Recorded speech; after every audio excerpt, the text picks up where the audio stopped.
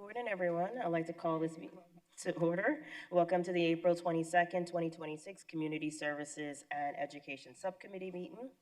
I'd like to start off by introducing our City Attorney, David Benton. Mr. Benton, please explain the role of public comment. Good morning, Madam Chair, members of the subcommittee. During citizen comment, members of the public may address the subcommittee for up to 3 minutes on issues of concern to them. The issues being addressed must be within the subject matter that falls within the jurisdiction of the subcommittee and the City Council. Arizona open meeting law permits subcommittee members to listen to the comments, but prohibits members from discussing or acting on matters presented. Thank you, Madam Chair. Thank you so much. I'd like to also introduce our interpreter, Elsie Duarte, who will provide a brief announcement. Thank you, Madam Chair, Vice Mayor.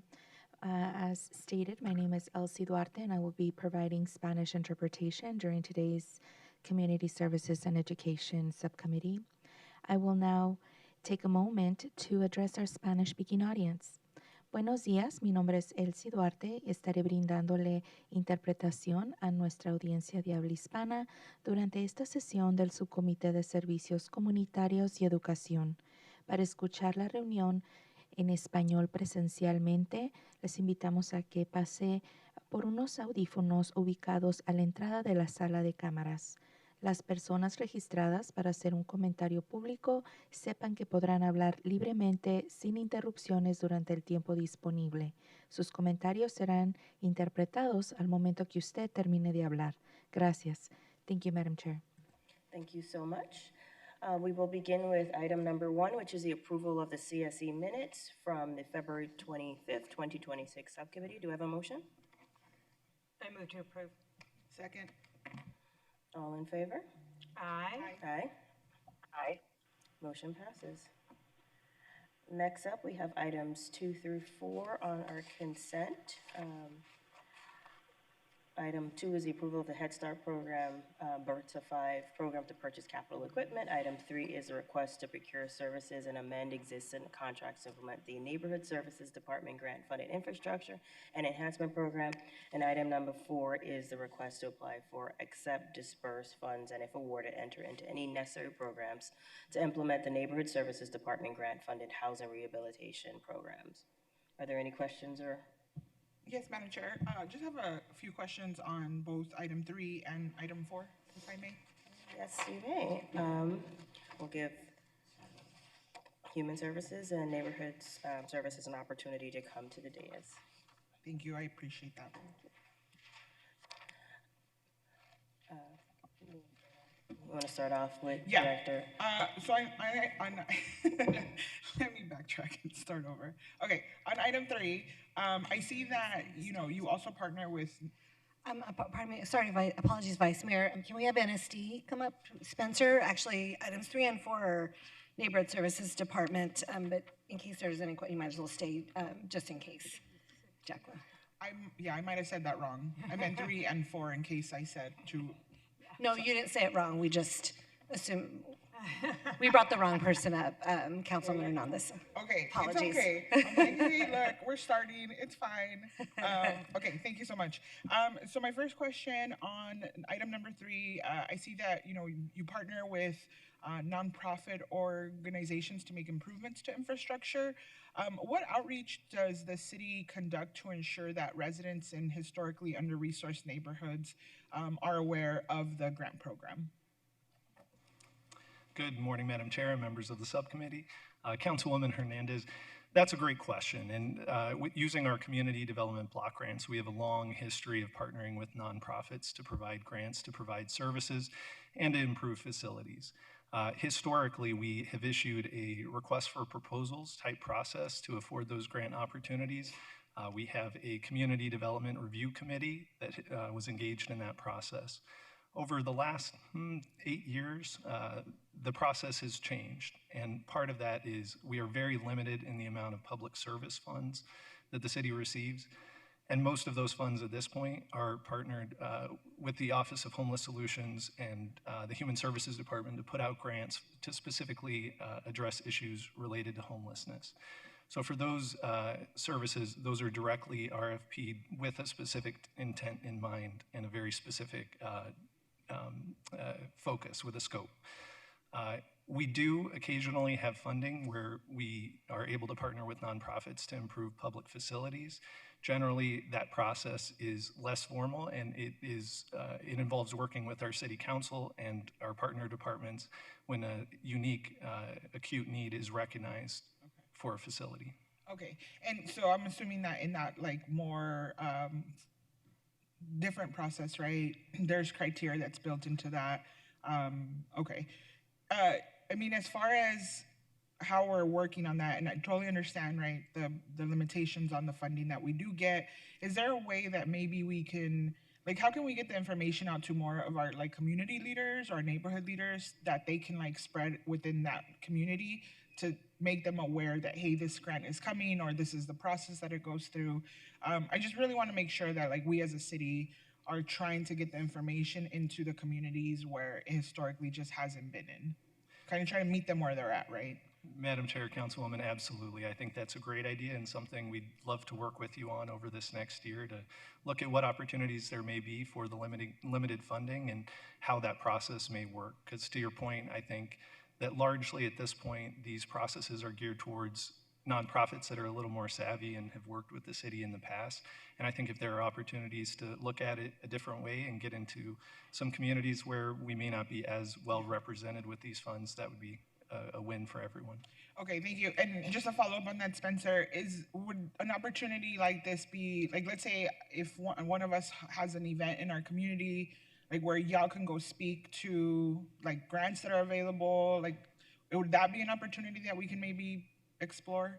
Absolutely. Or would be helpful? And for the most part, I've been talking about item number 3, but I think item number 4 is a little more expansive. That specifically is about our housing rehabilitation programs. Yeah. And for those programs, yes, absolutely, every opportunity that we can get to go out into the community, talk to nonprofit partners who may be able to get the word out in a different way than what we can do as city staff, but also for us to get the word out directly about what we have available, everything from our weatherization assistance program to our critical home repair program. Okay.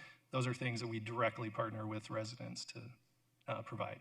Okay, thank you so much. And then do you know, or can you share if we provide technical assistance to any of the neighborhood groups or nonprofits that may not have experience in how to apply for the grants, right? Grant writing is a whole beast in itself.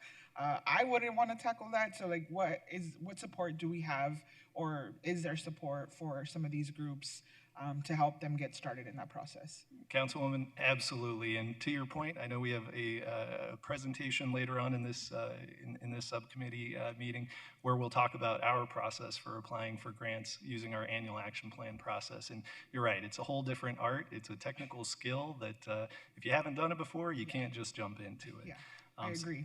Yeah. I so agree. We partner with residents. We have some neighborhood leaders who provide the training in partnership with us at both community opportunities throughout the year, but also at our Neighborhood Synergy Conference, specifically for neighborhoods. And we're always interested in getting that word out even more to anyone who would be interested. So yes, we have lots of opportunities, and if you can think of more or have groups that you'd like us to meet with, we would be very happy to do so. Okay, awesome, thank you. And then is there any types of projects that you can share that have been, or I guess what type of projects are commonly funded or have been funded through the Block Watch grant program? And just to clarify, and they're very similar in terms of their process, this is more for the community development block grants. CDBG block watch grants are through the police department, but with our community development block grant, I will turn it to Deputy Director Matt Yatiro to give some examples of some recent projects. Can I interject? Because we will be covering the Love Your Block grant in a presentation and a few items, so could we kind of save that for that? Yeah, okay? I could save it, yep. Perfect. And then, yes, so I think I'll wait for that and see if that answers the question in the presentation. In the, kind of in number 4, I don't think we're doing a presentation on that one later, right? Okay. So, in the packet we got, there was numbers shared with us. What does the $6 million in the funding help us deliver in the city? That is a great question. Just a couple of examples. Yeah, I will note that that 6 million is an estimate because we do receive funding from a number of different, both federal and state entities related to these programs. And that includes from the Department of Energy, the Department of Health and Human Services, and the Department of Housing, or the Department of Housing, for funds related to both general critical repair programs for homes, but also through our weatherization assistance program. And so what we get out of that process is a lot of homes, a lot of our low and moderate income community homeowners, and sometimes rental properties. We do work to improve items that otherwise may not be repaired and may result in more homelessness or folks who are living in rental conditions that are have serious health and wellness concerns. Okay, thank you. And for follow-up, would I be able to get a map of where, like, what type of these projects have been done in District 7, and to make sure that some of the low-income residents are really benefiting from this? Would that be possible? Absolutely. Okay, perfect. And then how has the city evaluated where the program is preventing displacement and helping residents remain in their homes?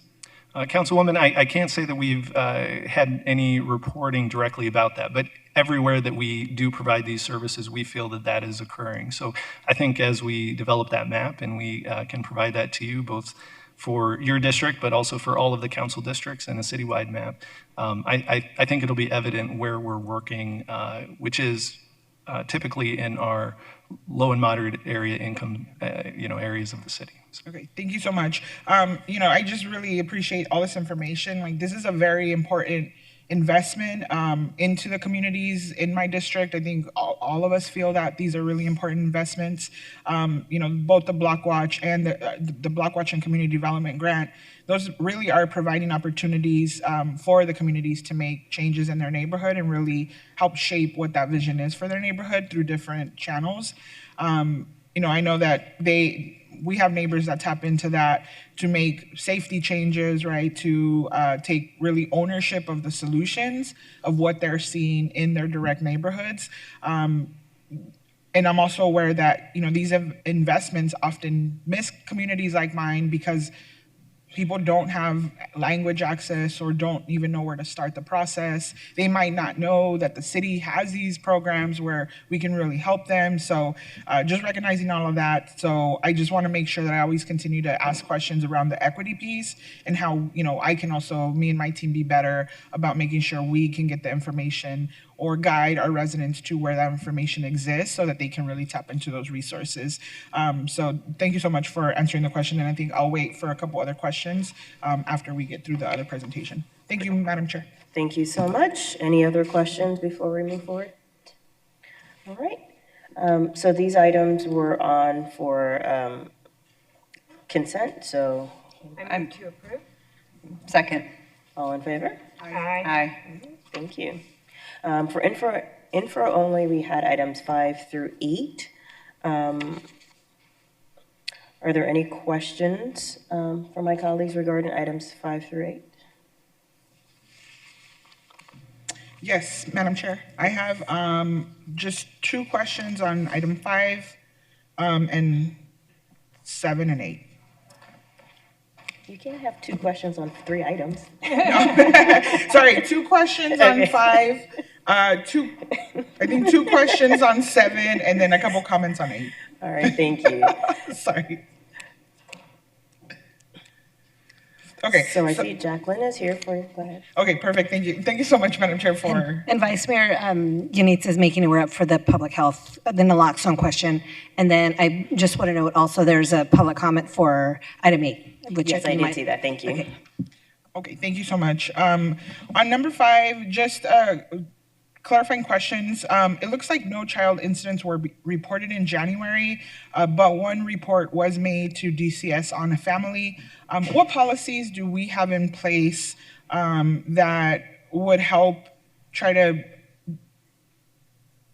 attempt proper family stabilization before we contact DCS?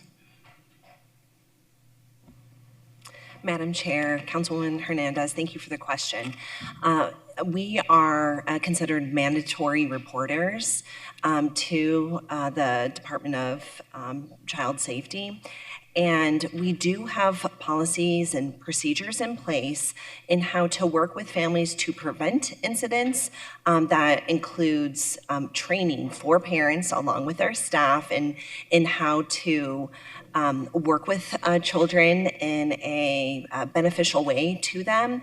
And also we do provide the wraparound support services. So if there are areas in which a family may identify being unstable, we do work on family development plans to do that.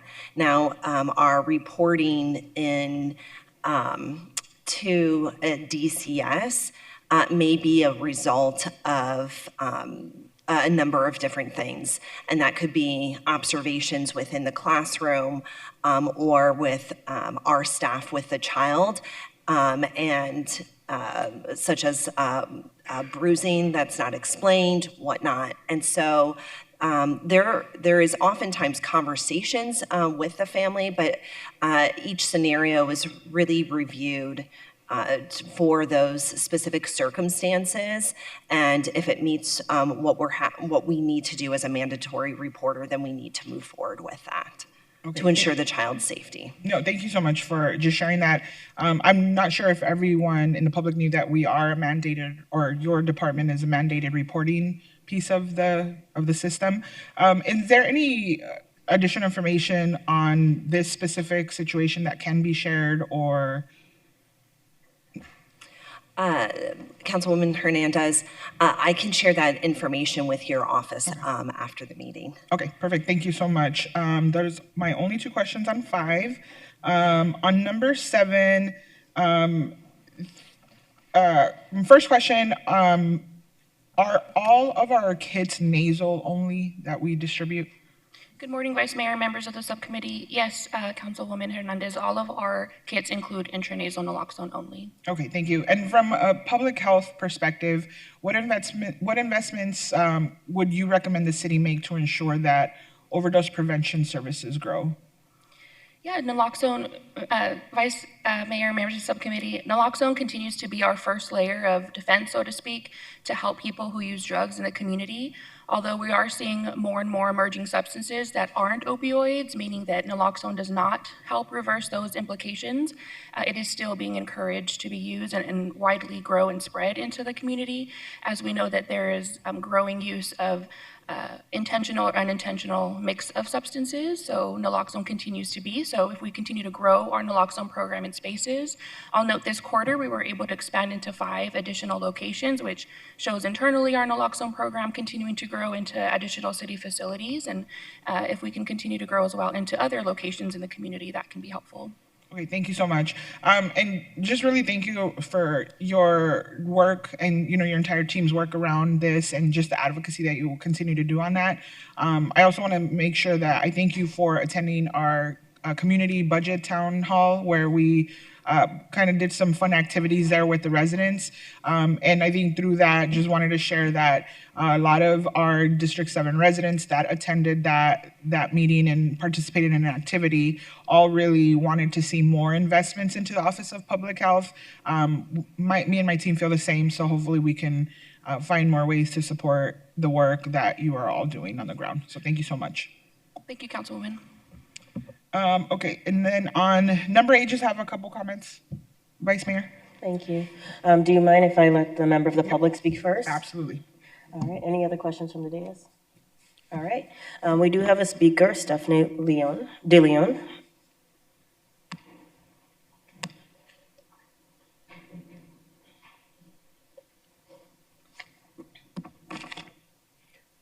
You're gonna go over here.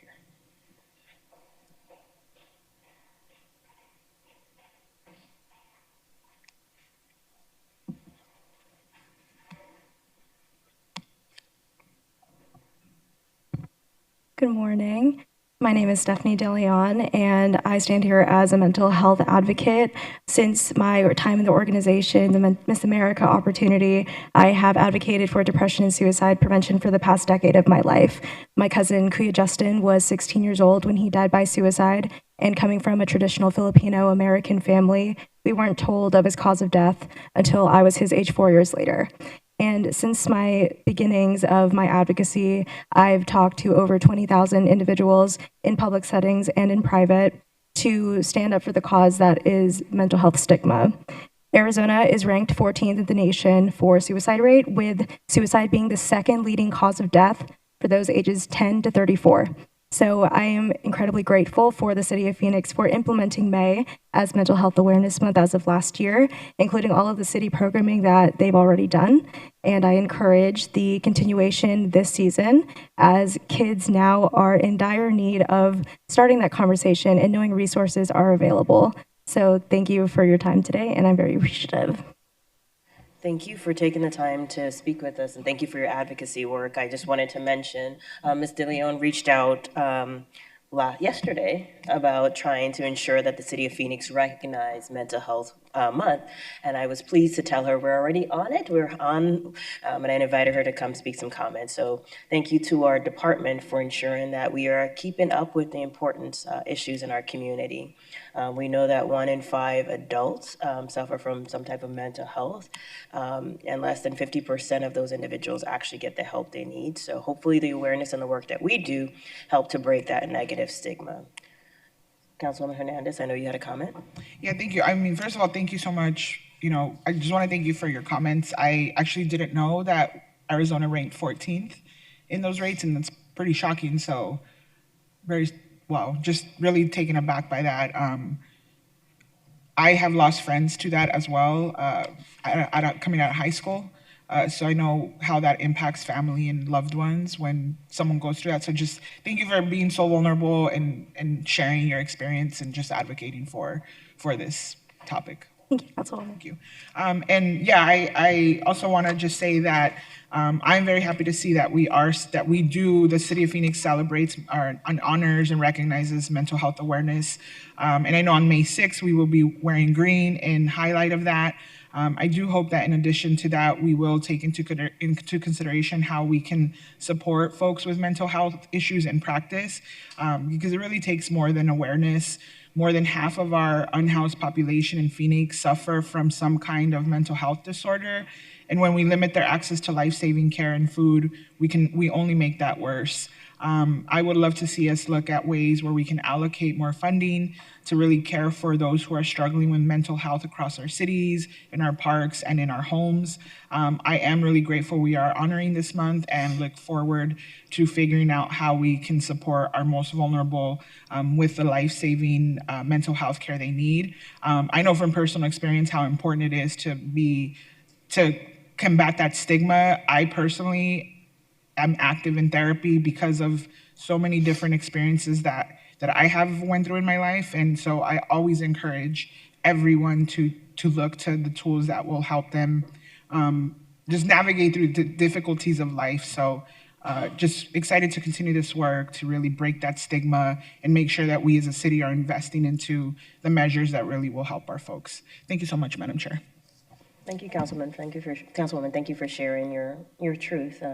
I think that's what helps to remove the stigma from these types of conversation. And I agree with you. I do think that this shows the importance of not just focusing on our physical bodies, but our mental health as well. The whole being is so important. So thank you for sharing. Thank you also to our director and our department for leading on this effort.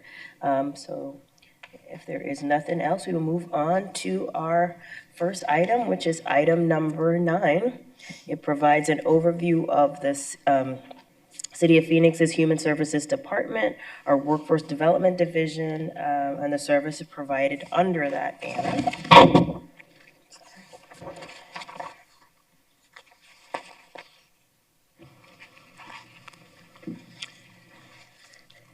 Good morning once again.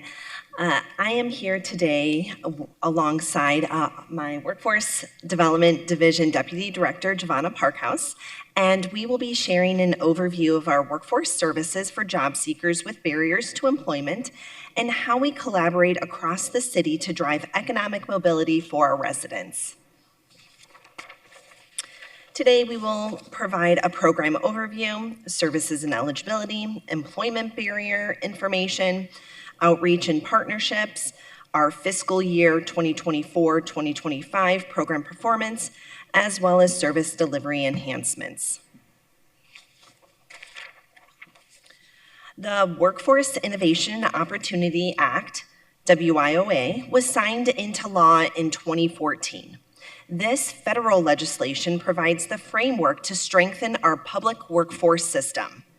For the current fiscal year, the Human Services Department's portion of the federal allocation is just over $4 million. These funds are administered through the City of Phoenix's Community and Economic Development Department. As the administrative entity for the Phoenix Business and Workforce Development Board, CED provides oversight for fiscal and policy, as well as youth programs and employer-related services for the city's entire allocation. HSD services are anchored at two comprehensive sites, the West Job Center in Maryvale and the South Job Center in South Phoenix. These centers provide the foundation that allows us to extend our reach far beyond their physical walls and support WIOA's core mission, connecting job seekers to high-quality career services while ensuring our local employers find the talent they need to thrive. Under WIOA, the city's Human Services Department operates both the adult and dislocated worker programs. To support Phoenix residents, the team provides services categorized into three distinct levels. All services and primary program materials are available in both English and Spanish. Basic career services include supporting the job seeker with information on the labor market or job vacancies, resume building, and our work readiness workshops. As a participant progresses, they are moved into individualized career services.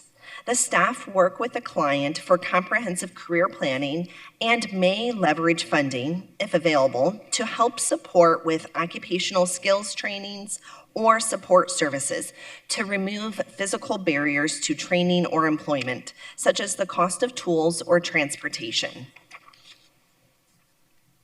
The commitment to the client doesn't end the day they get hired, though. Follow-up services are provided for up to a full year. This includes retention counseling to ensure they are adjusting well to their new workplace and support for their future career advancement. Now moving into the specifics of our programs and eligibility. I will pass it. I'm sorry. I had my notes wrong here, I apologize. There are a few universal requirements that apply to both the adult and dislocated worker programs. Specifically, an individual must have a legal right to work in the U.S. for the majority of services and meet selective service requirements where applicable. For the adult program, participants must be at least 18 years of age. It also operates under a 4-tiered priority of service model, where we primarily focus on those individuals with low incomes or who are basic skills deficient, while first prioritizing veterans and their spouses. The dislocated worker program has no age requirement, but focuses on individuals terminated or laid off through no fault of their own. Those who have exhausted unemployment insurance, those who are displaced homemakers who have lost their primary source of income due to circumstances such as a spouse's death or military relocation. I will now pass it to Deputy Human Services Director Giovanna Parkhouse, who will provide details on employment barriers, partnerships, and data-driven outreach and program performance.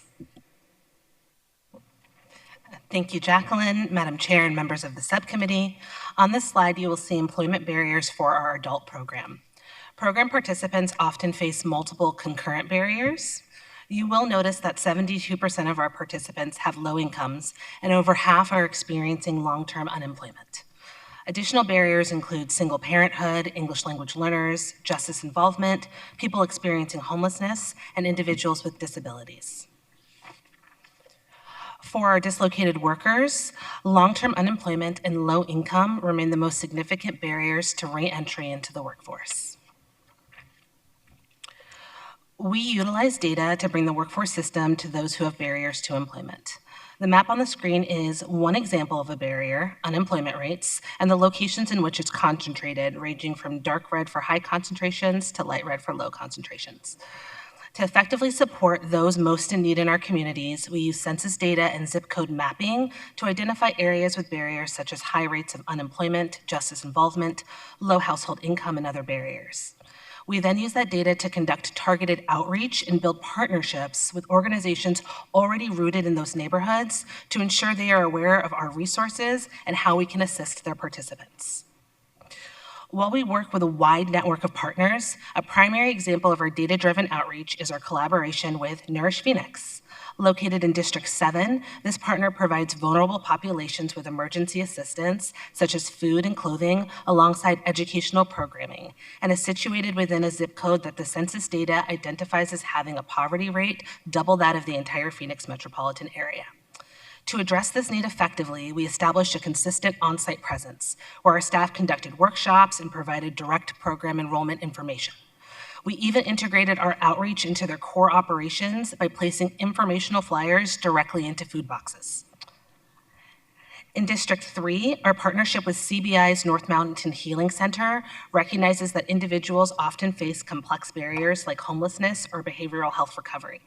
Therefore, we have embedded our workforce staff directly on site to provide one-on-one career counseling and support. This partnership ensures that the path to recovery also includes a path to employment. In District 1, our collaboration with New Freedom Behavioral Health focused on residents within their on-site housing and reentry programs. By working in tandem with specialized training providers, we offered a direct pipeline to training funding and supportive services. These efforts enabled participants to earn industry-recognized credentials in background-friendly sectors, providing a tangible path to economic independence. And for many years, one of our strongest community-based partnerships has been with UMOM in District 8, where we have embedded workforce staff on site to provide essential career services. We've held consistent workshops and supported numerous job fairs and mobile career unit events directly on their campus to ensure that families experiencing homelessness have immediate and low barrier access to the tools they need to transition back into the workforce and achieve long-term housing security. We also focus on citywide collaborations. Within our own department, we work closely with the Human Services Department's Head Start and Community Services programs. This allows us to broaden our scope, ensuring that if a job seeker has a barrier, like a need for childcare or emergency assistance, we have an immediate internal bridge to help them. We also extend our reach across the city through strong collaborations with numerous departments. With the Community and Economic Development Department, we work hand in hand to support their efforts with rapid response and mobile career unit events, as well as apprenticeship programs such as their partnership with TSMC. With the Phoenix Public Library and Housing Departments, we frequently have staff on site at various locations to facilitate workshops, support career services, and provide increased community accessibility to our programs. Our partnership with the Office of Homeless Solutions is a cornerstone of our priority of service mandate. We don't wait for these residents to find us, we meet them where they are. To illustrate how this works in practice, I have a short video to share that highlights our recent work at the city's Safe Outdoor Space, showing how we provide a direct line to employment for residents experiencing homelessness.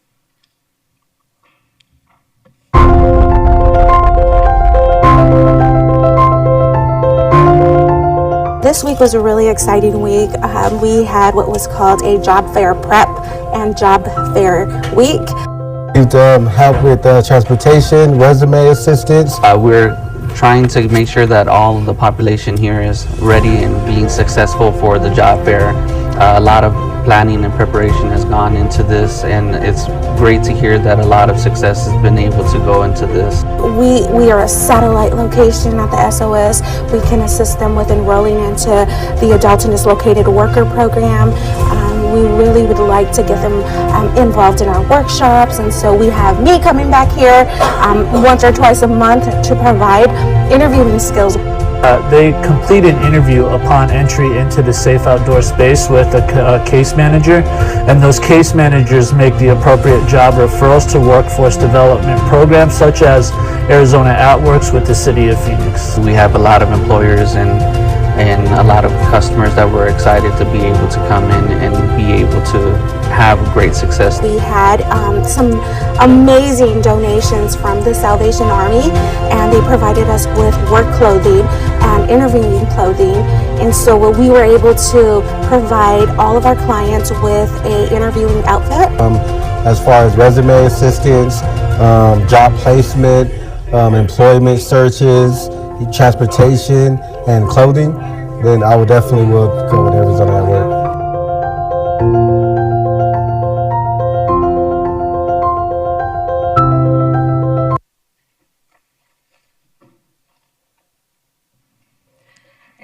HSD ensures that the workforce system is mobile and accessible throughout the City of Phoenix. In the last fiscal year, our team participated in 80 community events. This outreach, coupled with our partnerships, resulted in over 1,300 direct engagements with residents. These interactions led to approximately 800 referrals, bringing our total individuals served to nearly 1,700. Those residents were provided with nearly 4,000 specific services, ranging from work readiness workshops and career planning to financial literacy, customized resume assistance and supportive services such as transportation assistance, work tools, and clothing. Our engagement with clients is also reflected in us exceeding federally mandated performance measures in the last fiscal year. The first 3 measures on this slide track long-term economic stability. Our second quarter employment, which is above target by 6.6%, looks at where participants are 4 to 6 months after leaving our program. Our fourth quarter employment, which is on target, measures their job retention nearly a year later. We also closely monitor median earnings, which are above target by over $1,000. This quarterly measurement gives us a clear snapshot of the median wages of our participants are achieving during this 4 to 6 month post-program window. The median earnings target of $8,400 or $33,400 annualized is the federally mandated benchmark for individuals to be self-supporting in Phoenix. Continuing with our performance, we look at educational impact. So credential attainment, which is above target by 5.2%, is what we consider the finish line for training, which is an industry-recognized certification or training credential. Additionally, we track measurable skills gains, which were exceeded by 12.5%. Think of this as the workforce system's progress report. It documents the milestones participants achieve while they're still in training, whether that's finishing a semester with a passing grade or passing a specific technical exam. For our dislocated worker program, we also exceeded all federally mandated targets, most notably in the category of median earnings, where we exceeded the target by over $4,300. Additionally, we saw exceptional success in measurable skills gains, where we exceeded our target by 16.6%. While our federal performance metrics provide the quantitative proof that our work is meeting its targets, our client satisfaction results provide the qualitative insight into how these services are actually impacting our residents' lives. For the 24-25 fiscal year, this feedback underscores the tangible value we are delivering across the Phoenix community. 75% of those surveyed confirmed that the services were effective in helping them reach their specific goals. A standout figure here is that 81% felt supported throughout their journey, which shows how our staff is providing a high level of personalized care that helps residents navigate complex barriers to employment. Additionally, 74% left our program feeling more prepared for their next steps, and 74% would recommend Arizona AtWorks to others. Jacqueline will now close our presentation with upcoming service delivery enhancements.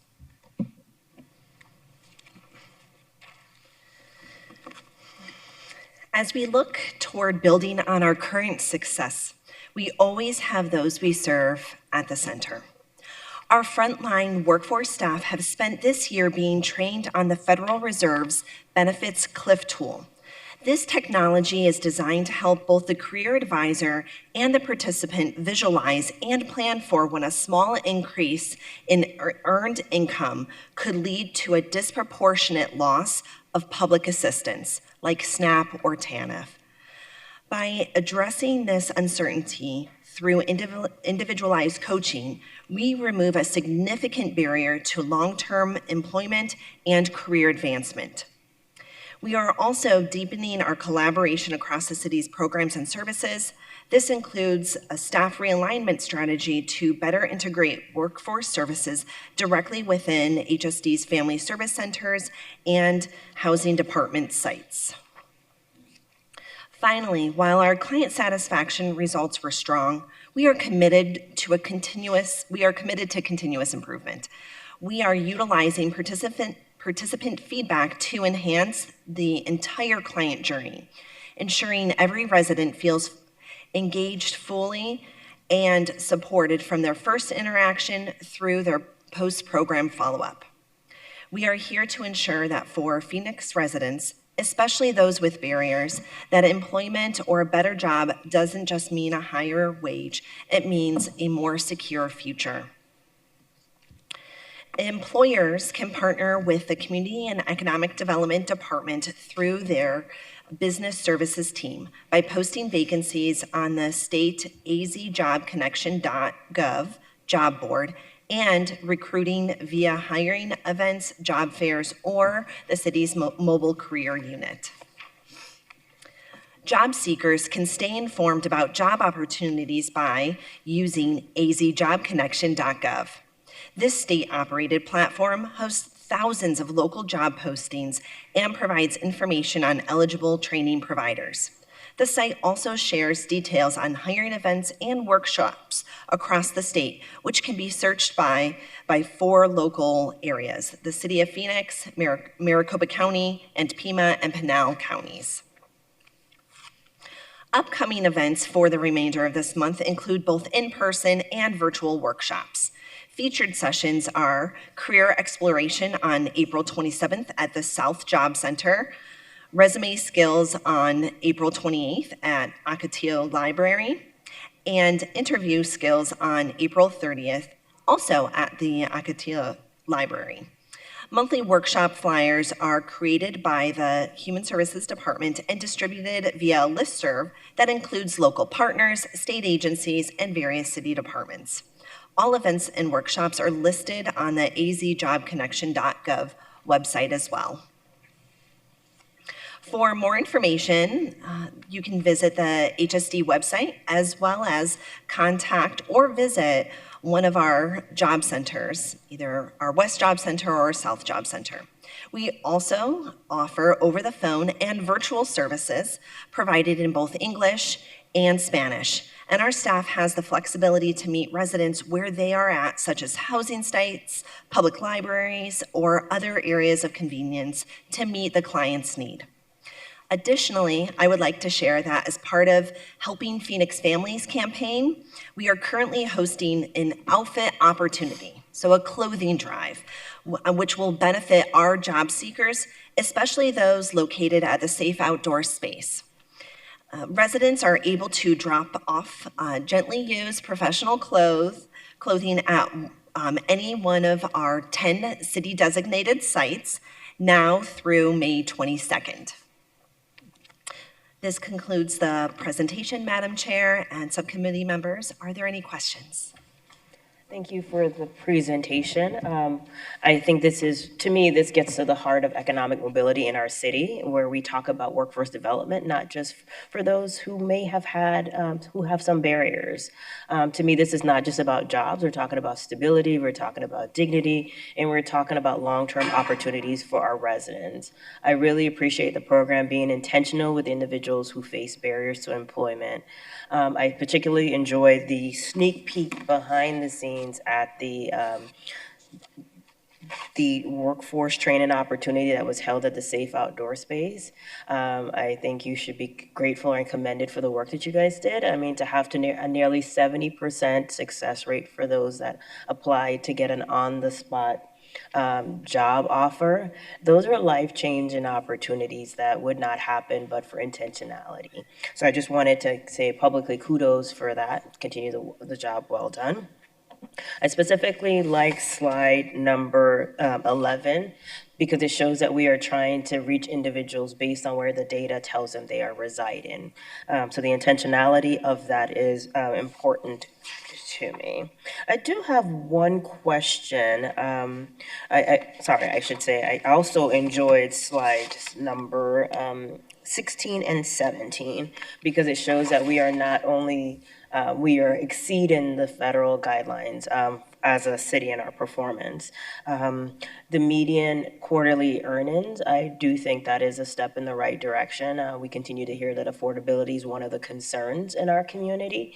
And I just did a little on, of course, looking back at the people that use our tenant eviction assistance program, what their average rent is. And when we look at when I transpose that with what the median quarterly earnings are, we see individuals now who are able to afford housing in our community. So this is great work.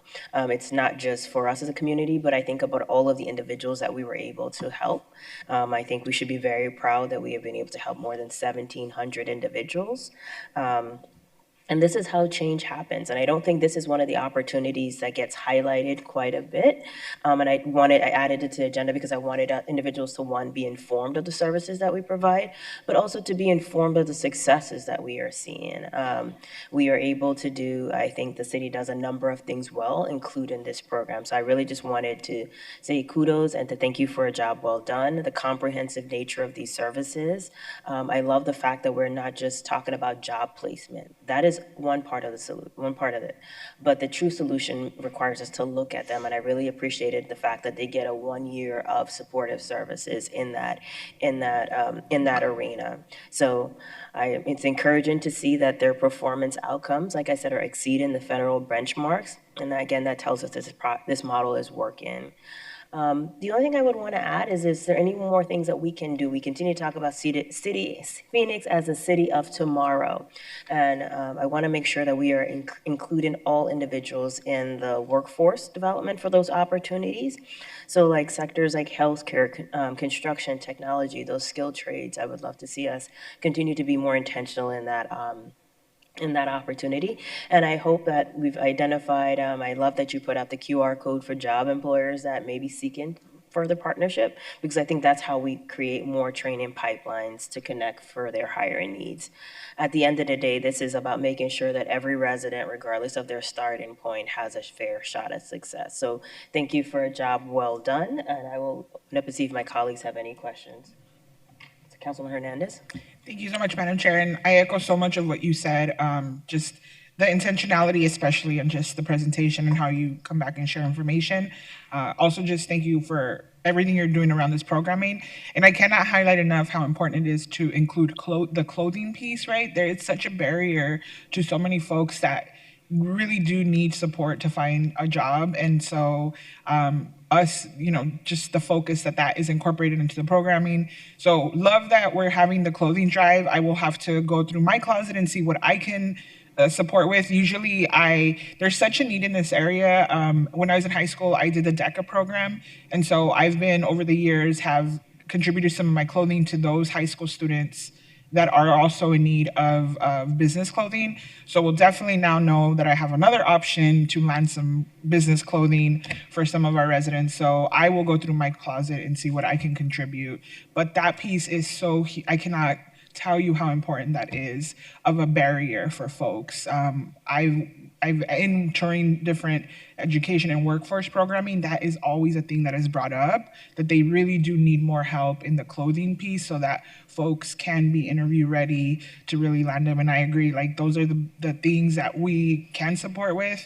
And as the vice mayor said, like this is economic mobility, and this is one less barrier that will be in their way, because now not only are they getting the skill set and they have the support, now they'll be able to show up dressed for the interview and really get them on a path to stability. So just thank you so much for all the work on this presentation and just the work overall.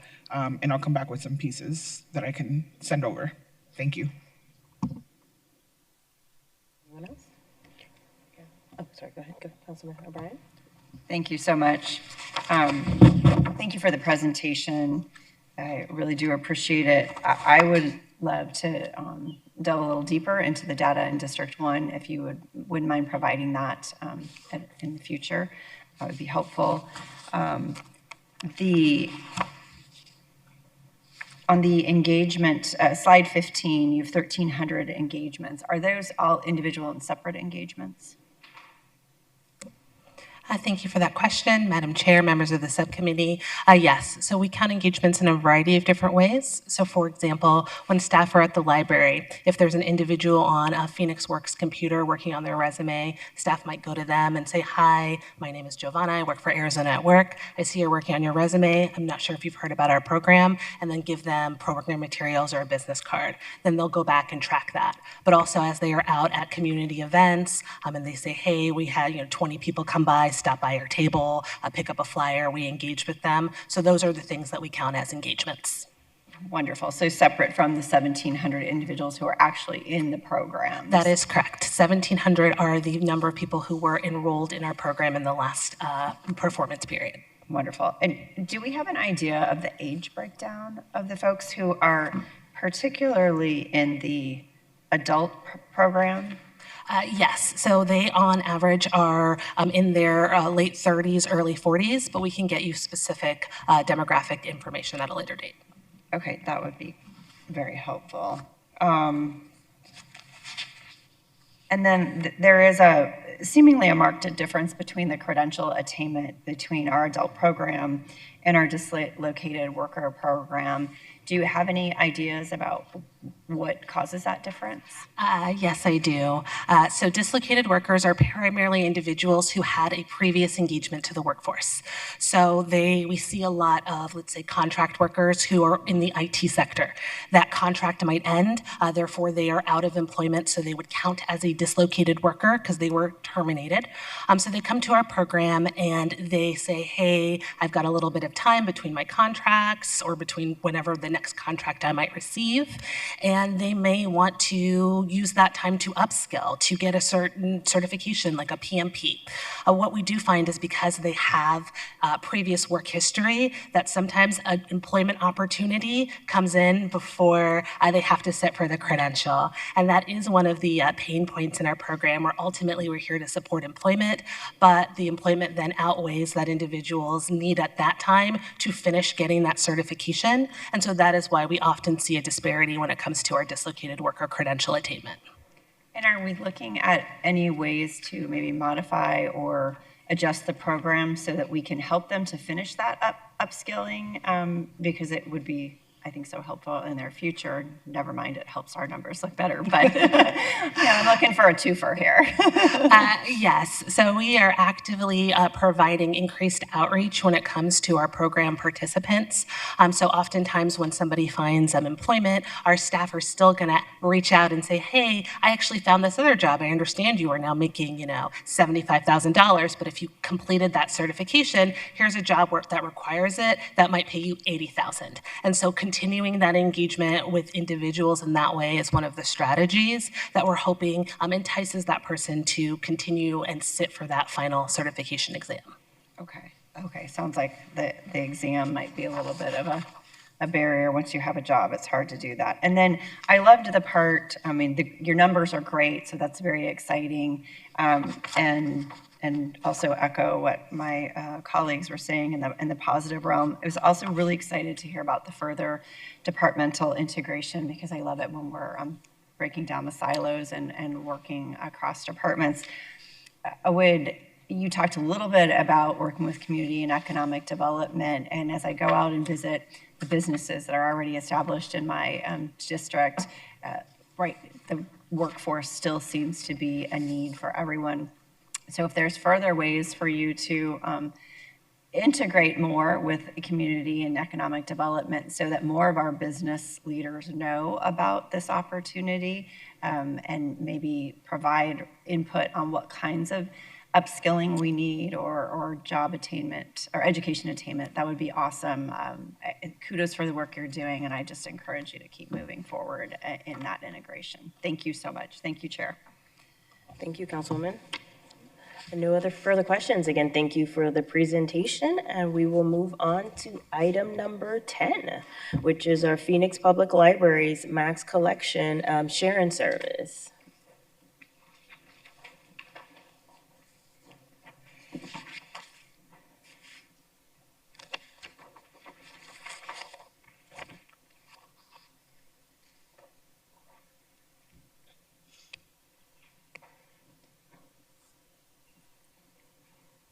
Good morning.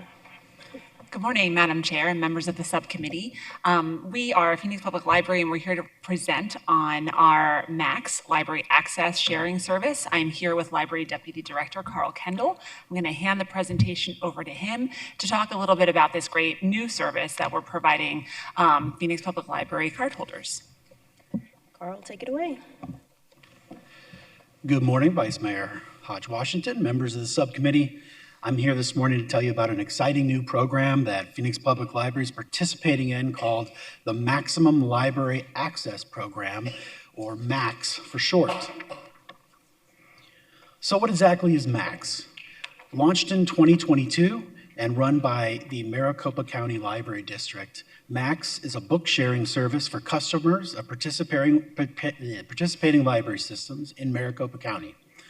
The program offers library customers the ability to search other participating library systems for books that aren't available in their home library, in this instance Phoenix, and place those books on hold and have them sent to a Phoenix Public Library location of their choosing. And because there are 15 local library systems participating in MAX, which is essentially all of the library systems in the county, this means that our Phoenix Public Library cardholders now have direct access to hundreds of thousands of additional books. So let's take a quick look at how this all works. Let's say that a customer is searching for a really popular title in our online catalog, and anyone who spent time around kids or even teens and adults knows that the Wimpy Kid series is super, super popular, right? So we're going to use that as an example. I have a video here to attempt to play.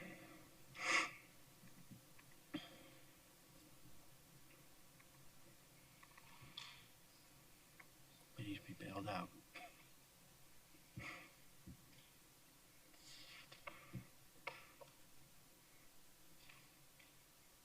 Not working for me. All right, well, we'll pretend the video's playing, and I'll walk you through it. So in the past, here, oh, is it going now? There we go. So we're going to search in our Phoenix Public Library catalog here. First, we're looking for Diary of a Wimpy Kid, the Roderick Rules edition. In the past, you would search for that item. It comes up in the Phoenix Public Library catalog, and there's a long holds list, and you have to get in the holds list and wait in line. Now, as you see on the side there was the MAX button, and if you click through that, it takes you to all the other library systems in the county that may have it in stock. So by clicking on that requested button, it pulls up this second box here, and we identify that we're from Phoenix Public Library. The customer's going to enter their credentials, just like they would to place a hold in a Phoenix Public Library catalog. Jane Doe is not a real person, I assure you, so we're not giving any of her personal information out here. And once we enter that information and log in, we're going to be able to choose from a drop-down which location, which branch we want to pick it up in, at the Phoenix Public Library. So what happens after that? Then a Maricopa County Library District courier will pick up the title from the loaning library and deliver it right to Phoenix Public Library. And the customer will be notified, just like they're notified for any other hold that they've placed through our catalog, whichever way they've chosen to be notified. When they're finished with the book, They simply return it to any of the 17 Phoenix Public Library locations that they would like to, and a county courier will come back, retrieve that book, and bring it back to the loaning agency. So it's really as simple as that. There are a few unique parameters set up around the MAX program. For example, customers can only hold or check out up to 5 items at a time. The amount of time that they can have their max item checked out for is determined by the policy of the customer's library. So anytime a Phoenix Public Library customer checks out a book from anywhere, it's going to be 3 weeks that they'll have it checked out because it's Phoenix, that's our parameters. It won't go by the loaning library's checkout period. In addition, max items cannot be renewed so that we can get them back in a quick fashion to their owning libraries. So Phoenix Public Library went live with Max in December of 2025, and we've been ramping up our promotion of it since then, since really the beginning of the year. And even with little fanfare thus far to date, we've already checked out over 2,500 items through the Max program. So thank you for your time, and we'd be happy to answer any questions you may have about Max. Thank you. Councilman Starks? Thank you. Is this just for books, or can you also rent DVDs and audiobooks? Great question. Vice Mayor, members of the subcommittee. Currently, it is just for books, but we do have the ability to change and add different material types, but in this initial first couple of years of the program, all of the participating libraries have chosen to just focus on books for now. But there may be an expansion in the future for other material types. I would hope so. I think it's a great program. I remember I was trying to find a movie about how the quilt for AIDS was actually created, and of course the only place I could find it was at the Phoenix Library. And so yeah, you can shout, but I do think there's a lot of advantage to trying to broaden the program. But this is wonderful, especially for some of our residents that might actually border some of the other cities. I know District 7 is by Avondale and Towson, and District 1 is by Glendale, and I think District 8 is by Tempe. So I think it's a great program. Thank you. Thank you. Thank you, Councilman. Councilman O'Brien? Thank you. So kudos. It's such an exciting program because it opens folks up to so many more resources. So thank you for that. Thank you for the presentation. And I also just want to take a point of personal privilege to say it's National Library Week. So thank you to all the dedicated Phoenix Public Library employees who help residents of all ages enjoy our books, movies, and music, our programs, classes, and more. I got to go to pre-kindergarten graduation not too long ago. That was very exciting. This year's theme is Find Your Joy, and I encourage everyone to visit because there are countless opportunities to experience joy at the library. Thank you. Thank you, Councilwoman. Anything? Oh, go ahead, Councilwoman Hernandez. Thank you, Madam Chair. Yeah, amazing program, like expanding the access to books to more of our residents. And as Councilwoman Stark said, District 7 ends over near Towson and Avondale, so being able to partner up with some of our neighbors to expand access to all of our residents on more books. As a book nerd myself, like this is a lovely program and right up my alley. So thank you so much for all of this. Thank you, Councilwoman. I just want to echo all the gratitude. I really think this is a smart and innovative way of expanding our resources, and I think this is very important for our students, educators, and families who rely on our libraries for learning and enrichment. For me, when I got my library card as a kid, my parents told me this would open up a new world for me.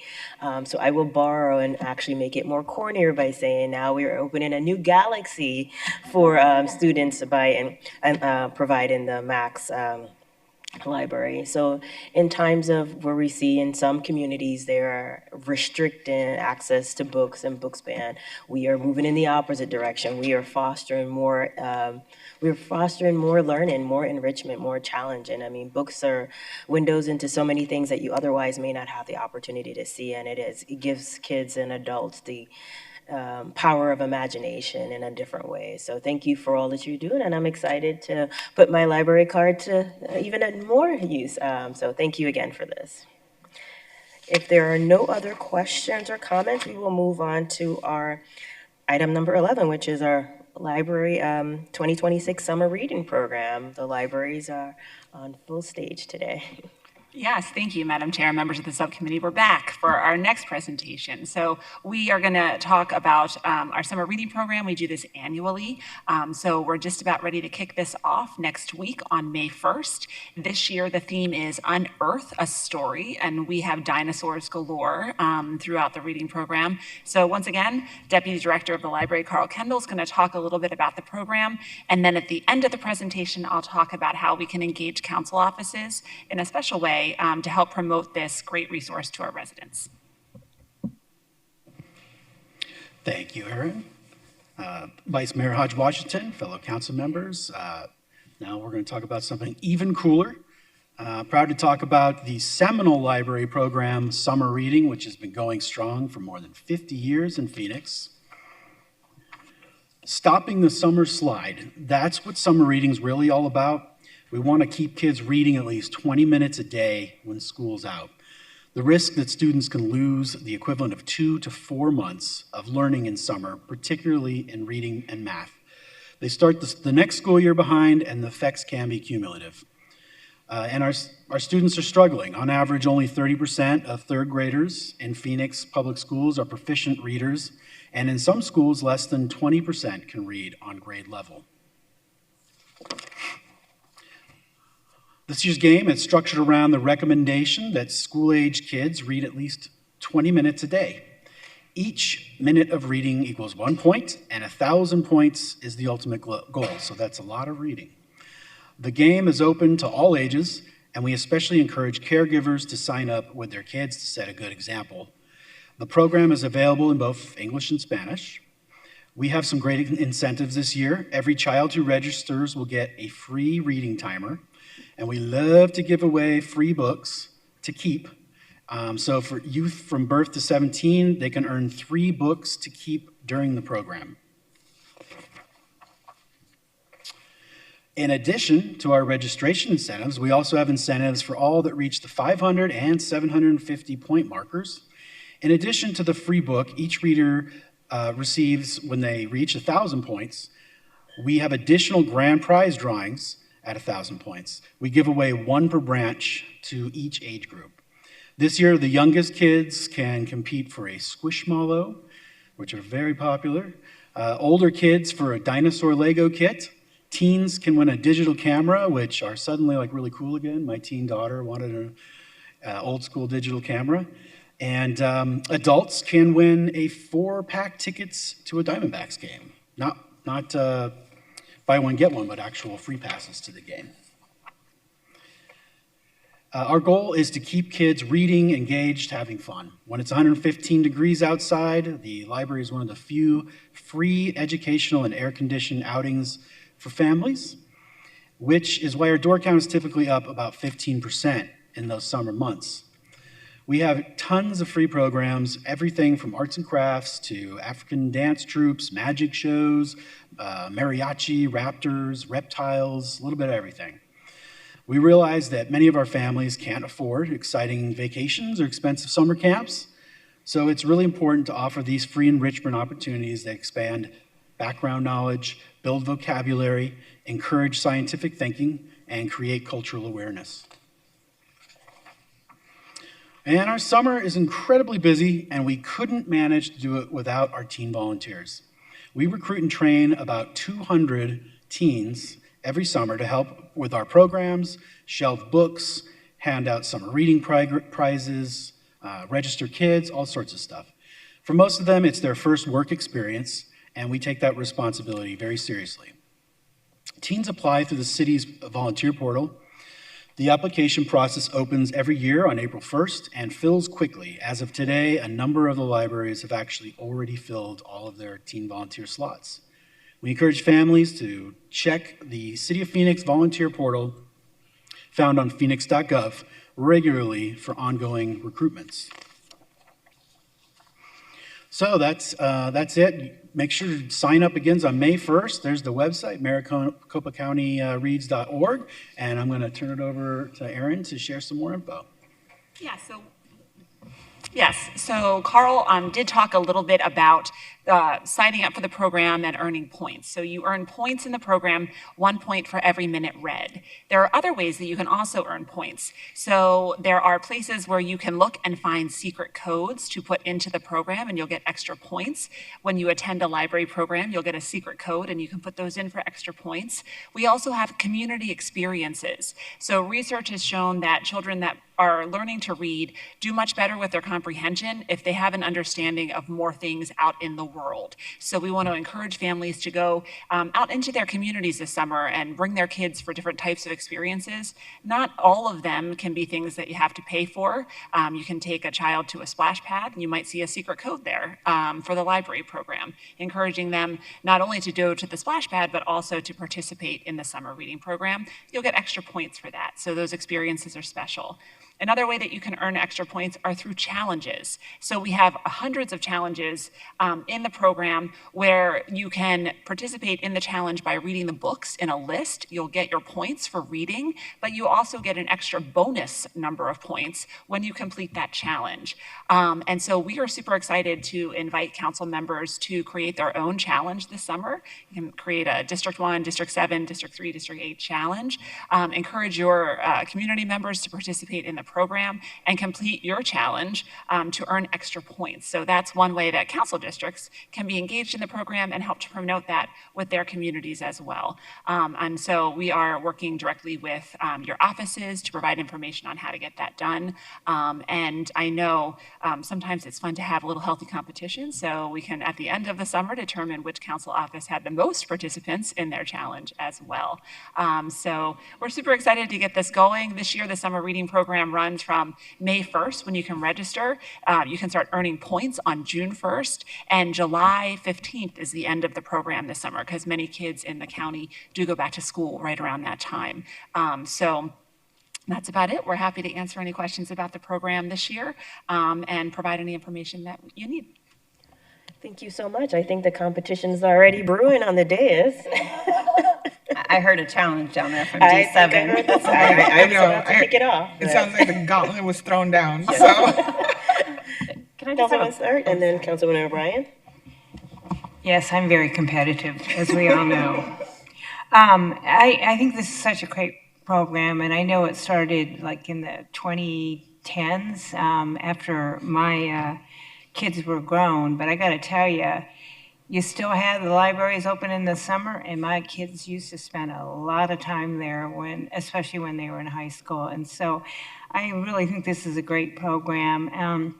And I do thank the library for everything it does. It is a significant, important thing that we do in the city of Phoenix. And yes, we'll be a part of the competition. Councilman O'Brien? Yes, look forward to all the kids and adults who will hopefully join this program and read. Thank you for all the great prizes and the gauntlet of a competition. I just want a point of clarification. When does the program end? The program ends July 15th this year. Okay, July 15th. Thank you. I You're appreciate welcome. that. Thank you.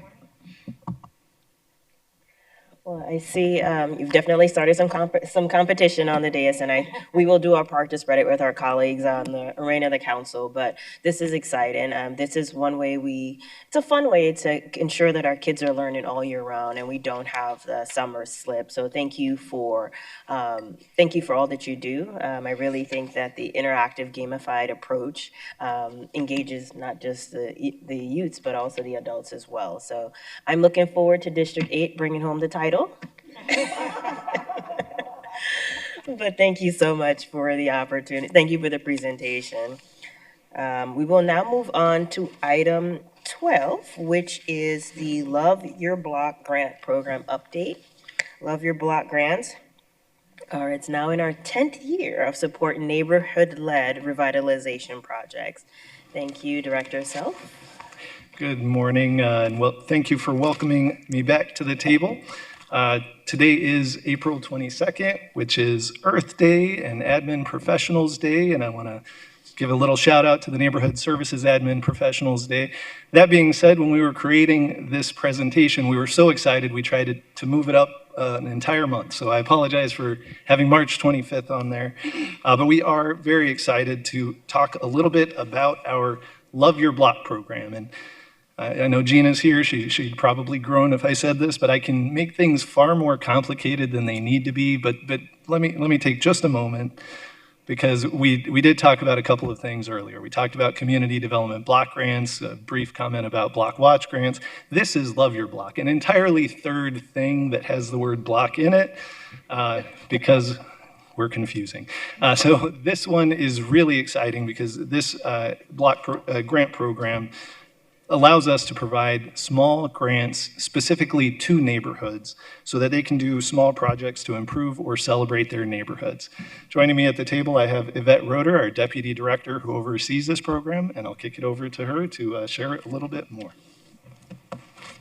Well, thanks, Spencer.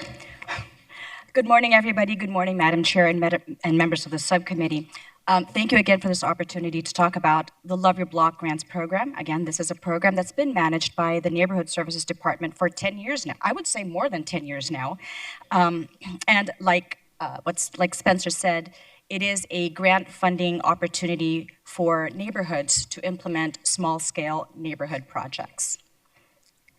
So the Love Your Block Grants program has three main goals in mind. One is to have engaged residents, and that means including them in every step of the project process, from concept to completion, and including them in the discussion of why these neighborhood projects are necessary to begin with.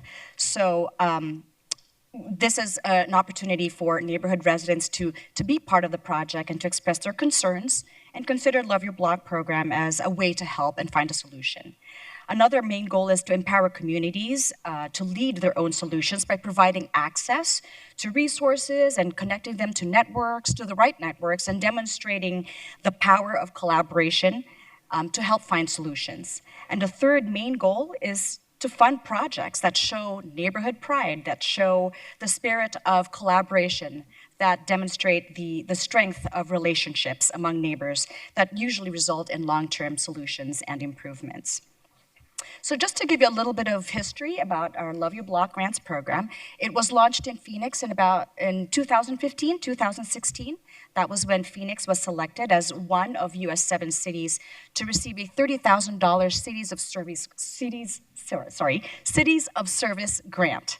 Now, Cities of Service is a nonprofit coalition to help mayors and city leaders improve the quality of life in neighborhoods by leveraging the expertise and knowledge of residents who actually live in those neighborhoods.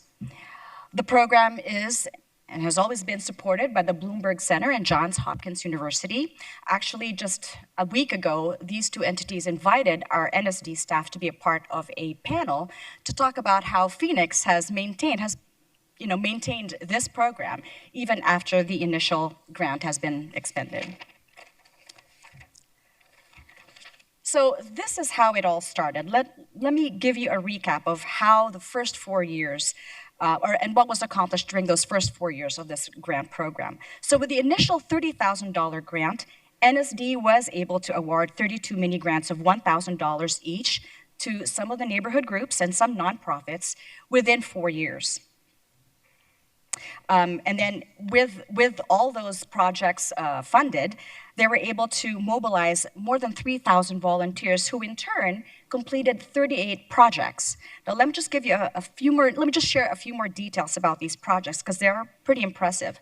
So included in those projects are 165 completed community cleanups, about 750 trees planted throughout the city of Phoenix, and the installation of almost 100 art displays, again, throughout the city of Phoenix. So they're pretty impressive, I think. And again, thanks to the dedicated volunteers and neighborhood advocates who definitely completed this very important projects. So as you can imagine, there was growing momentum, growing excitement around this program. A lot of residents were anticipating when the next grant cycle was going to be. So it was only natural for neighborhood services to expand the program by finding the right partners.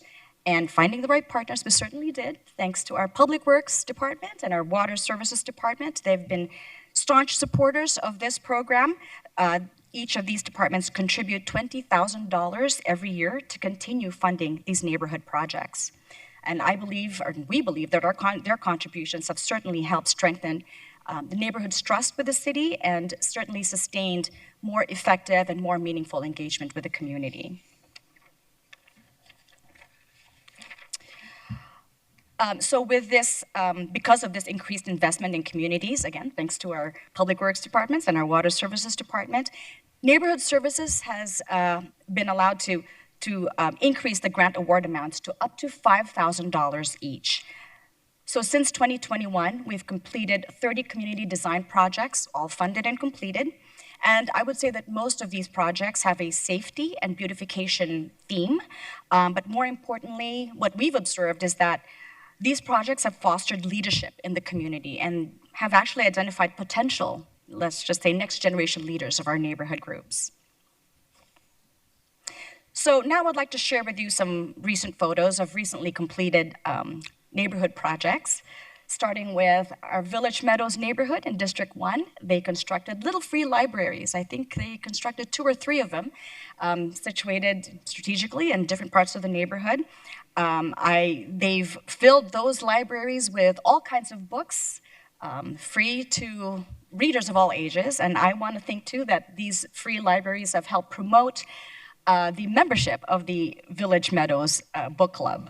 Yvette, I like how you kind of linked in the library theme today, you know, after those last two presentations. That was great.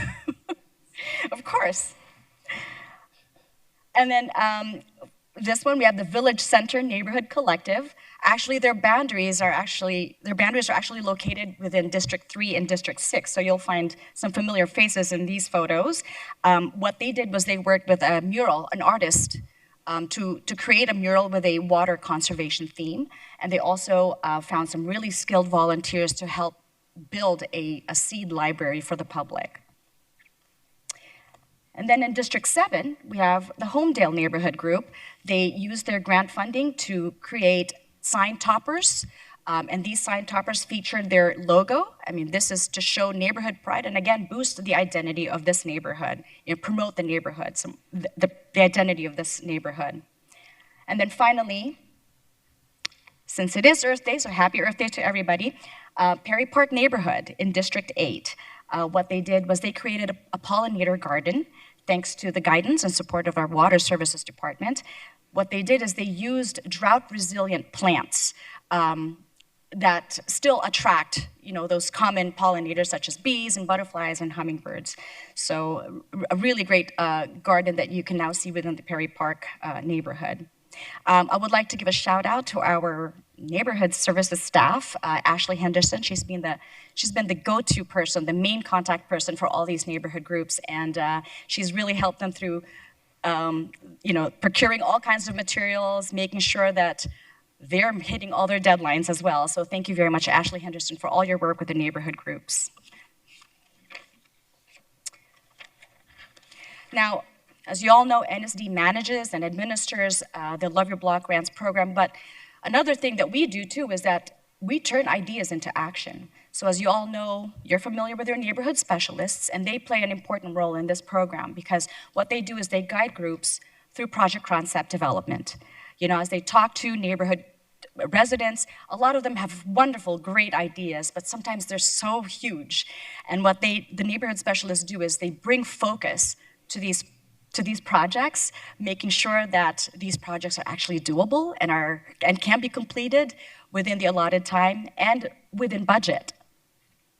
Another thing too is neighborhood specialists help with the application process. They don't necessarily write the applications, but they certainly can edit and help the neighborhood leaders frame their proposal so that it's competitive, so that it's interesting and enticing to the review panel.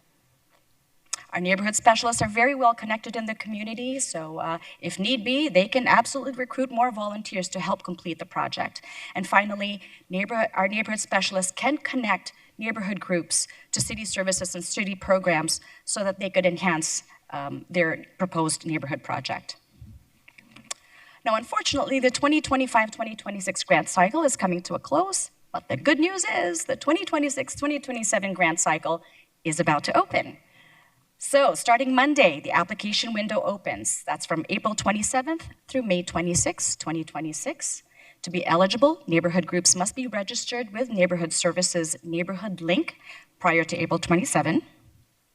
And unfortunately, the recipients who've received, neighborhood groups have received grants within the last 2 years are not eligible at this time, simply because we want to extend the opportunity to other neighborhood groups who have not received a grant yet.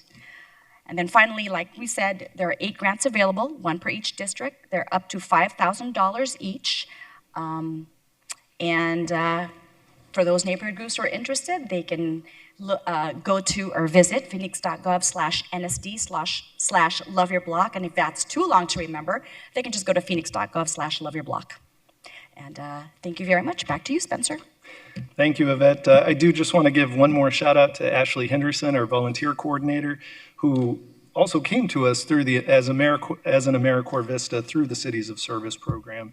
And plays that lead role on coordinating with groups throughout the year. And thank you to all the subcommittee members who I'm sure will help us get the word out to your neighborhood groups so that they know this opportunity is available. And with that, we're happy to answer any questions you may have. I'll start with Councilman Hernandez and then Councilman Starks. Do you have any? Thank you, Vice Mayor. Yeah, I think you covered in the process part of my questions because, I mean, I know that there's different grants, so I'm gonna safely assume that there's a little bit of a different processes in all the different grant block pieces that you want to confuse us with. So, but I'll follow up with other questions. My question was gonna be specifically, do you have a toolkit for this already prepared that we can share out with our residents? Because I would love to help promote this. I already have a couple of my neighborhood groups that I want to send it to. I know also the Homedale signs were a hit and were a hot item. And I think there's some folks that are sad they didn't get some, but they were a huge hit. Once I came into office, heard about those, and they are so proud of those signs. So it really translated into just being so proud of that community and you know how they showcased it. So great. I'm so happy that they were able to do that through that grant. But if you can send us a toolkit that you already have prepared that we can easily use to just uplift it and share it out to some of our neighborhood groups, that would be amazing. Madam Chair, Councilwoman Hernandez, absolutely, we'll certainly send that to you, and it'll also be available on the website. Thank you. Thank you. This is a great program. I can remember in 2017, Norton Vista took advantage of it. Back then, there was only $1,000. And so they came up with a great idea. They painted the curbsides with their address and the logo of Norton Vista so they could walk around the neighborhood and say, hey, I'm Jane Doe, and I live at 10,000 North 12th Street. And people started to identify where the different residents lived, which I gave them a sense of community. And so I know Sunny Soap has really taken advantage of this program over the years. And so I thank you for this, and keep up the good work. Thank you, Councilwoman. Councilwoman Bryan. Thank you so much, Chair. If you could let us know who is ineligible because of the 2 years, I know that I'd like to specifically send out an email directly to my Block Watch groups, but I wouldn't want to get somebody's hope up that is ineligible. So that would be very helpful. And then I think just, if it doesn't take too much time, any of the projects that have occurred since the inception in our districts, I think that seeing that comprehensive list by district would be really great for us all to see what's happened and following up on that. But I'm excited to promote this and get our neighborhood block watches involved even more in sprucing up, creating more community, all of the above. There's some great projects on there. Thank you for your hard work, and thank you to Ashley for doing it. It's amazing. Thank you, Chair. Thank you, Councilwoman. I echo all of my colleagues' sentiments. I think this program is so impactful because it really reflects the power of community. We love the block. Love Your Block is impactful because we put resources directly into the hands of our residents, and it allows them to personalize what their community needs, whether, and I've been to, for example, murals, and we saw my pollinator garden. Like we've been to so many variety of things that actually meets the needs of their community, and we give them the opportunity to craft it. And I really love the fact that it supports grassroots leadership. It allows our neighborhood leaders to go out and talk to their community about what they want, and they then build their own volunteer base to make it work. So I'm really excited about this. I do have one question, just for clarification. The applications, as we know, opens on Monday. I presume the application will be available in both English and Spanish? Madam Chair, members of the subcommittee, yes, absolutely. It is also available in Spanish through our webpage. Perfect. Again, this is a great opportunity to help us help communities invest into their specific neighborhood with their ideas, and we just get to support their efforts. So as we continue to hopefully grow this program, I think we are seeing that this really makes a visible and immediate improvement in some of our community, and it strengthens their neighborhood pride and cohesion. So thank you Ashley for taking the lead on this. Thank you so much. A packed agenda, so we will move on to item number 13 next, which is our 2026-27 Housing and Urban Development Consolidated Plan, Annual Action Plan, and I will... Thank you, Madam Chair, and members of the subcommittee. So I know there's a lot of folks coming to the table right now from the team. I want you to know two things. One, it is a very small group compared to the massive team that works on this every year. And the second thing is the reason that I'm bringing them all to the table is so that I do not make it long and confusing, especially at the end of the agenda. So I'll try to stick to that. Last year, you approved our 5-year consolidated plan informing the federal government of how the city will use the entitlement funds that we receive from the Department of Housing and Urban Development. Each year within that 5-year consolidated plan, we also need to submit an annual action plan. To the Councilwoman's point earlier, this is our big application for these funds, and it is one of the most gnarly in terms of everything that's required and all the work we have to go through.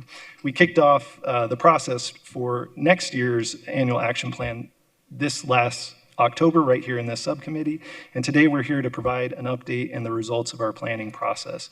As a reminder, this is a required plan that serves as our application for 4 entitlement funds that provide key services for our residents, including the housing rehabilitation and the neighborhood enhancement and infrastructure programs you recommended approval to continue earlier in this meeting. Joining me at the table, I have Deputy Director Kimberly Dickerson, Grants Compliance Manager Alicia Springs, and Project Manager Rosemary Aguilar, and I will quickly hand it over to Kim to get started. Thank you, Spencer. Good morning, Madam Chair, members of the subcommittee. First, we have the Community Development Block Grant, which is managed and administered by the Neighborhood Services Department. These are the most flexible of the funds and are used to address a wide range of needs of low and moderate income communities. Next, we have the Home Investment Partnership Grant. These funds are designed exclusively to create affordable housing opportunities for low-income households. The Housing Opportunities for Persons with AIDS and HIV grant are designed to do exactly as the name implies, and both the Home and HOPWA funds are administered and managed by the Housing Department. And finally, we have the Emergency Solutions Grant, which are utilized to support individuals and families experiencing homelessness. The ESG funds are managed and administered by the Office of Homeless Solutions. Now, Alicia will discuss the 2026-27 Annual Action Plan.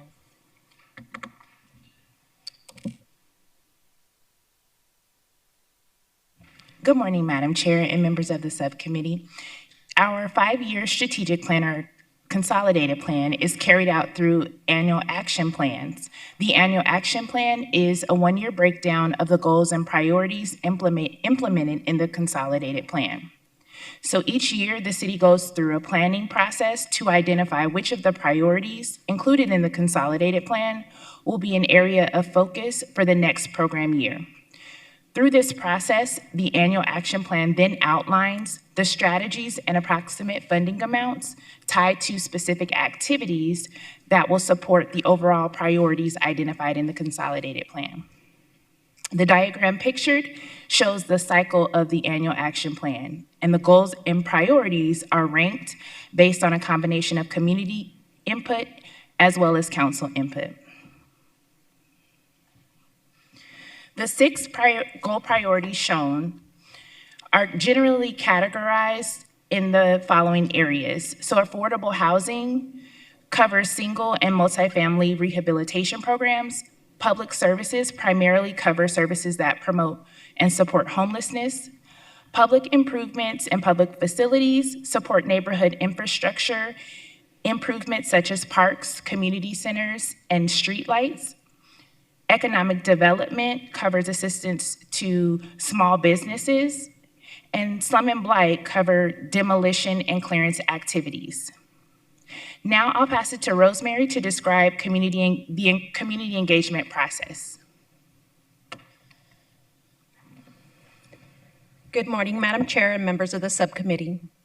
Community engagement is a vital step in this process, first, because it's a requirement by HUD, and second, because it allows us to connect with our community and stakeholders to hear their input and understand their needs.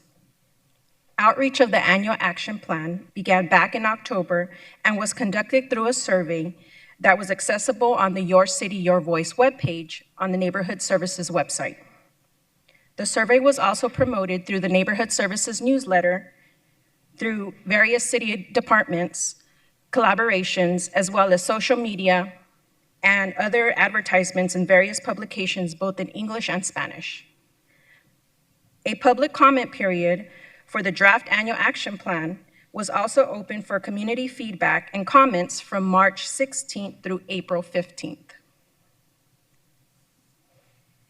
The hard work paid off. We're very excited to announce we saw a 139% increase in the response rate for the survey. Here, you will see the 2026-2027 Annual Action Plan survey rankings for the previously mentioned priority areas. About 2/3 of the respondents identified affordable housing as a first or second priority, while about half identified public services as their first or second priority, which is only a slight change from the prior year and the consolidated plan. Additionally, as the subcommittee members are well aware, these ranked priorities align with City Council direction in the following areas: the Housing Phoenix Plan and the city's strategies to address homelessness plan. I will now hand it back over to Spencer as he will provide further information on funding allocations. Thank you, Rosemary. I will go pretty quickly through this part, but please let me know if you have any questions. The first area here are our community development block grants. So you can see we've had only a 2% change from last year's funding level to this year's funding level. And I will say we're really excited that we have our allocation this early in the year. For the last several years, it has taken quite a bit longer for the federal government to provide us what that allocation will be. So this is exciting, and we're staying level funding, which is great. With our home funds, it was a slight decrease of 1.7%. Not a whole lot, but every bit's important. We did see an increase on the housing opportunities for persons with AIDS and HIV, an increase of 6%, which is meaningful. And the emergency solutions grant stayed very level with just a change of less than 0.5%. So I promised to be quick. I have tried to do so, but I do want to take a moment to thank the team, including staff in the Office of Homeless Solutions, the Housing, Equal Opportunity, and Planning departments, who work on this plan every year. And I know it's highly bureaucratic. I know there's a lot packed into this little presentation. We did include as an attachment the draft plan. We're happy to answer any questions you may have both here or afterwards in any way you'd like. And with that, we request the recommendation of approval of the plan, and we'd be happy to answer any questions you may have. Councilman O'Brien? Well, I'm happy to make the motion to approve, but. Oh, I didn't know if you were saying. You have a question, Councilman Hernandez? Do you want to make the motion first or? Second. Thank you, Madam Chair. Just a couple questions. First, I want to start by saying that I'm really excited to see the city move forward with this, the annual action plan. You know, I feel like sometimes I'm a broken record. I could talk about housing all the time. I know y'all probably get tired of it, but you know, we are living in a time where we are facing a housing crisis, and more investments in reducing the negative impacts of that crisis are desperately needed. But just have a few questions specifically around the community engagement plan. How are we making sure that residents who are unhoused or renters that are at risk of eviction or families without reliable internet service, because that's still a very real thing in some of my communities, are able to participate in the online surveys and the digital engagement efforts? Madam Chair, Councilwoman Hernandez, I'll actually pass it over to Alicia Springs to give you a response. Thank you. Thank you, Councilwoman, for the question. So we provide a lot of outreach efforts during the survey, as well as when the draft is prepared. We partner with various city departments, our water department to include inserts in the water bill, the library to post the information at various libraries, as well as internal newsletters or circulations that each of our partner departments may have. Thank you so much for that information. I know that listed as some community partners are part of that engagement plan. Like, would I be able to get a list or know who those community partners were? And you know, were those organizations rooted in District 7 neighborhoods in being engaged, right, in shaping the priorities? Madam Chair, Councilwoman Hernandez, absolutely. Okay, thank you so much. And then just lastly, my last question is, how are we measuring, or how as a city are we measuring the engagement through newsletters and social media to make sure that it's a little similar to my first question, but specifically more on the measurement piece of it, like how are we making sure that that's actually translating to the low-income residents and then communities of color who are most impacted by the housing crisis? Madam Chair and Councilwoman Hernandez, I'll say two things. One, the engagement is extremely low. So we are very excited. We increased the number by a very strong percentage, but that is a percentage of a very small number to begin with. So I don't want to misrepresent that our engagement level is wide and encompassing. What I will say is we do not just use the survey process through this to pull information in to develop our recommendations. These are long-standing funds that we receive that every year we're paying attention to the budget hearings and the information that's received there every year, the comments at the council meetings, the direction that all of you provide. I know we mentioned earlier our Housing Phoenix plan and our strategies to address homelessness. All of that work is embedded in where these funds go. And the planning process affords us the ability to be flexible with that plan to ensure that we are able to be nimble based on the needs that we see throughout the year. And so those are conversations we can and we will have at any point if we see a shifting need. Right now, approximately 75% of all of the funds that come through these 4 different grants go towards housing, and a good portion of the remainder goes towards homelessness to address, again, another impact of the larger housing conversation.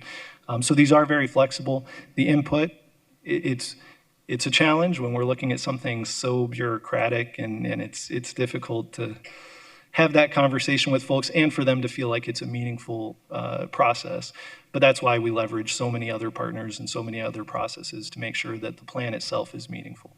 Okay, thank you so much. That's great. Especially, I know we hear a lot in our community budget hearings, right, of where residents want to see priorities. So it's great to hear that that is encompassed in how the priorities are shaped. I mean, those kind of line up a lot of what I'm hearing in our smaller, like in the Café con Nanas, are housing, you know, the need for affordable housing, the need for our public services, really for folks to know that that exists. So thank you so much just for making sure that there's other avenues where feedback can be captured, and just excited to support this today and moving forward. Thank you, Madam Chair. Thank you so much. I had one clarifying question. In the packet, I'm trying to find the page of the draft plan. It was in red, page 8. It specifically said that we had not received our allocations, but this presentation says, so I just want to make sure these are the actual numbers. Oh, Vice Mayor, I'm so glad at how closely you're reading this massive bureaucratic document. It is a great call. So we did just recently receive the actual allocation. So between the printing of this packet and today, we received those. When this goes to the full council vote, the final numbers will be in here, and we won't have the contingency language that was included in this draft plan that spelled out how we would adjust based on the final allocation. So it will be all clean for that vote. Thank you. As my dad would say, I didn't go to school for lunch. So I just wanted to make sure I understood that, but that's very helpful. For me, what was very appreciative is even though we had limited community engagement, it aligned with what we as a council have already identified as priorities for our community. So this is just, I think, further validation of the work that we have been doing as a council on these issues. It definitely is something we hear about as our first and second priority many times is housing and homelessness. They go hand in hand. So, and this action plan is a significant part of how we as a city get to respond to some of the most pressing issues in our community. So I really like the fact that we're aligning. I hope that we can continue to build on the community outreach portion of this. But again, it tells us we're moving in the right direction. So thank you for all of your work on this. And if there's no other question, we can take a vote on it. I do. Oh, sorry, go ahead. So one, I want to say thank you. We don't get good news very often. So acknowledging that something good has happened by knowing what our funds are going to be and that they have come earlier than we're used to coming. Thank you. That's very good news.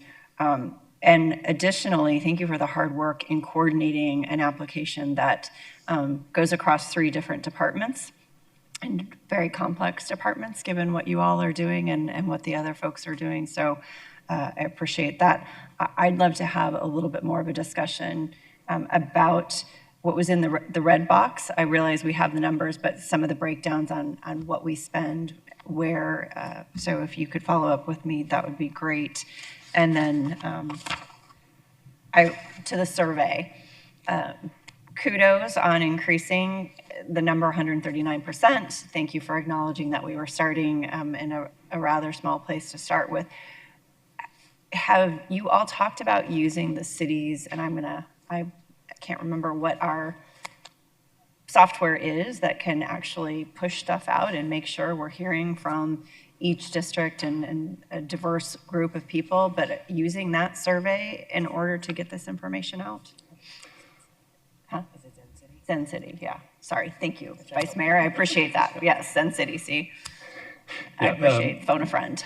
Madam Chair and Councilwoman, I do not believe that we use social media this year, but I do think that is an area where we did. Zen City, though? Probably not. We use more traditional, our Facebook, our different NSD, and some of our partner departments, and I believe even on some of the citywide accounts. But I don't believe we engage with Zen City to do a robust approach that I know that those can afford.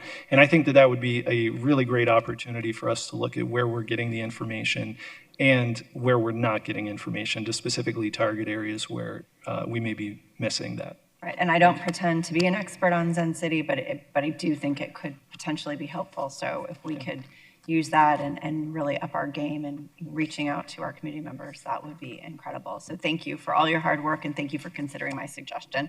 Thank you for the help, Vice Mayor.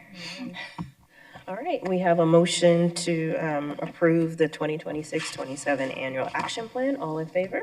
Aye. Aye. Motion carries unanimously. Thank you all for your hard work on this. And I don't think we have anyone registered for public comment. Okay, so we get to move on to future subcommittee agenda items. Councilwoman Starks. Thank you, Madam Chair. I think maybe in the fall, we should have a refresh on Head Start, have a little bit of a discussion on what parts of the city and school districts take benefit from the city as opposed to other parts of the city that have their own programs. Thank you for that. And we did actually hear at a couple of budget hearings that I have attended, there was a conversation about looking into how we can provide or support Head Starts in school districts that don't currently have it. So I think that's a great addition. Anyone else?